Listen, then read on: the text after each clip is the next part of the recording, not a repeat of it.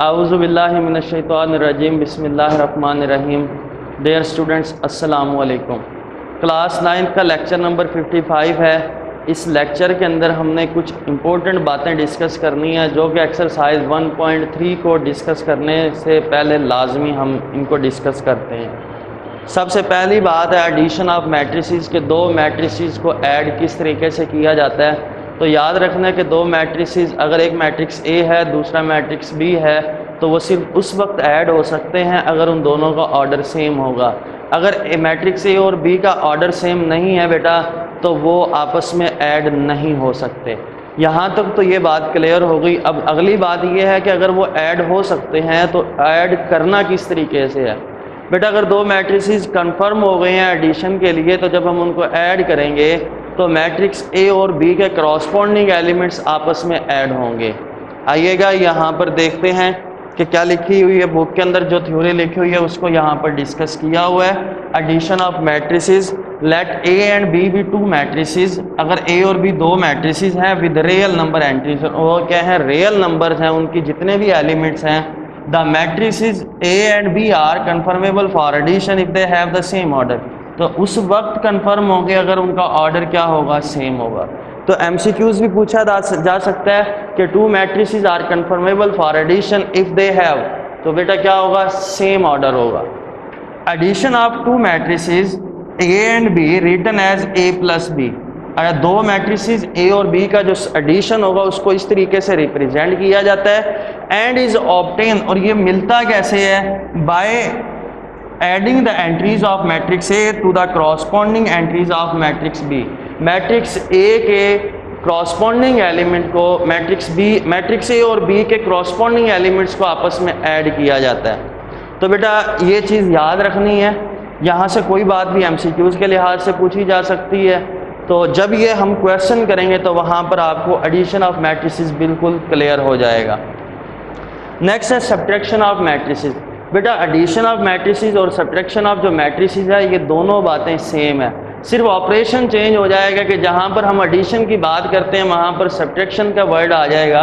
जिस तरीके से हमने कहा कि दो मैट्रिसेस उस वक्त ऐड हो सकते हैं जब उनका ऑर्डर सेम होगा, तो बेटा इसी तरीके से दो मैट्रिसेस सब्ट्रैक्ट भी उस वक्त होंगे जब उन दोनों का ऑर्डर क्या होगा, सेम होगा। एडिशन में क्रॉसपॉन्डिंग एलिमेंट्स ऐड होते हैं, सब्ट्रैक्शन में क्रॉसपॉन्डिंग एलिमेंट्स क्या होंगे, सब्ट्रैक्ट होंगे। If A and B are two matrices, अगर ए और बी दो मैट्रिसेस हैं ऑफ सेम ऑर्डर, लेकिन उनका ऑर्डर क्या हो, सेम हो, then subtraction of matrix B from A is obtain by subtracting the entries of matrix B from the corresponding entries of matrix A and it is denoted by A minus B. तो addition of matrices और subtraction of matrices दोनों बातें same है, सिर्फ जहाँ पर addition का word है वहाँ पर सब्ट्रैक्शन का वर्ड आ जाएगा। नेक्स्ट हम डिस्कस करते हैं multiplication of a matrix bye a real number, कि किसी भी मैट्रिक्स को अगर हम रियल नंबर से मल्टीप्लाई करें तो क्या होगा। बेटा अगर कोई भी एक मैट्रिक्स है ए, अगर वो मैट्रिक्स है किसी भी एक रियल नंबर के से मल्टीप्लाई हो रहा है, तो बेटा वो जो रियल नंबर है वो उस मैट्रिक्स के हर एलिमेंट के साथ मल्टीप्लाई होगा। Let A be any matrix and real number k be या स्केलर, और जो स्केलर मल्टीपल हो रहा है वो क्या है, के है।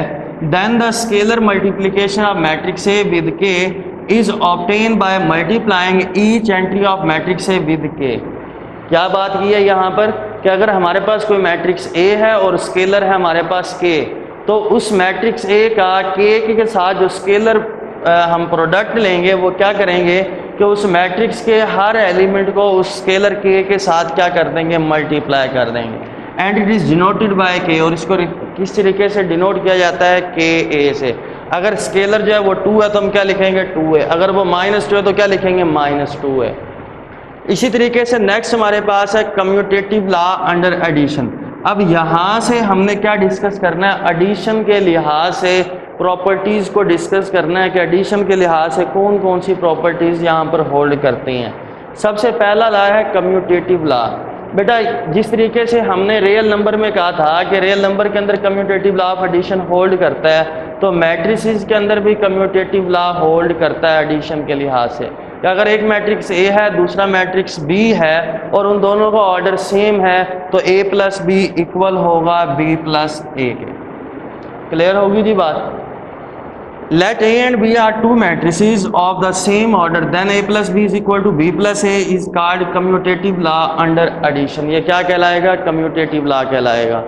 अब हम बात करते हैं इससे आगे एसोसिएटिव लॉ की, कि एसोसिएटिव लॉ अंडर एडिशन क्या होता है। कि अगर बेटा हमारे पास कोई भी तीन मैट्रिसेस हैं ए बी और सी और इन तीनों मैट्रिसेस का ऑर्डर सेम है तो associative law under addition hold करेगा कि A plus B into plus c is equal to a plus into b plus c. This is called the associative law under addition. Let a b and c are three matrices of same order. अगर a b और c तीन matrices हो जिनका order same हो then ये associative law वहां पर hold करेगा। नेक्स्ट हमारे पास है additive identity of a matrix. कि एडिटिव किसी भी मैट्रिक्स की एडिटिव आइडेंटिटी क्या होती है। बेटा एडिटिव आइडेंटिटी ऑफ मैट्रिक्स का कंसेप्ट भी सेम यही होगा additive identity of a number की। कि अगर हम किसी भी मैट्रिक्स ए के अंदर कोई ऐसा मैट्रिक्स ऐड करें कि उस मैट्रिक्स ए पर कोई चेंज ना आए तो बेटा वो जो मैट्रिक्स होगा वो क्या कहलाएगा? Additive identity of a matrix कहलाएगा। और किसी भी मैट्रिक्स का जो एडिटिव आइडेंटिटी है वो नल मैट्रिक्स होता है और नल मैट्रिक्स ऐसा मैट्रिक्स होता है जिसके तमाम एलिमेंट्स ज़ीरो होते हैं। अगर हम किसी मैट्रिक्स के अंदर नल मैट्रिक्स को ऐड कर दें तो उस मैट्रिक्स पर कोई भी चेंज नहीं होगा।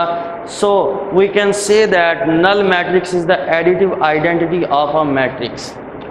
If A and B are two matrices of same order and A plus B, अगर मैट्रिक्स ए के अंदर उस मैट्रिक्स बी को ऐड करने से आंसर ए के इक्वल आ जाए या बी में ए को ऐड करने से आंसर ए के इक्वल आ जाए तो जो मैट्रिक्स बी होगा वो क्या कहलाएगा? एडिटिव आइडेंटिटी कहलाएगा। For any matrix A and zero matrix O, null matrix को हम जीरो मैट्रिक्स भी कहते हैं, of same order zero O is called the additive identity of A.